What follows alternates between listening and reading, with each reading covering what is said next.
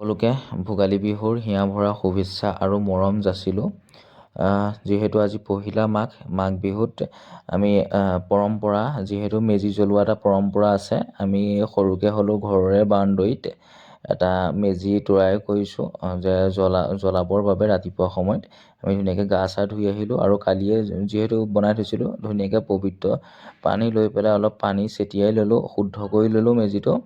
শুদ্ধ কৰি পেলাই এতিয়া মেজিটো আমি ধূপ চাকি জ্বলাই পেলাই জ্বলাই দিম, ধুনীয়াকৈ জ্বলাম। আৰু যিহেতু আজি এতিয়া মাঘ বিহুত অগ্নি পূজা কৰা হয়, অগ্নি দেৱতাক পূজা কৰি পেলাই অগ্নি আজিৰ পৰা ডাঙৰ হয়, সেইকাৰণে মেজিৰ জুইটো এতিয়া মই ধুনীয়াকৈ পূজা কৰি পেলাই মেজিত এতিয়া জুই লগাই দিছোঁ।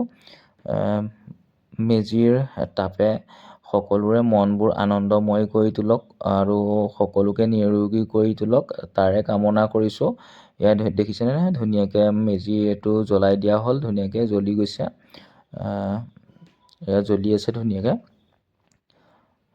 পুনৰবাৰ সকলো লোকে মাঘ বিহুৰ ভোগালী বিহুৰ শুভেচ্ছা জনালোঁ। ধন্যবাদ।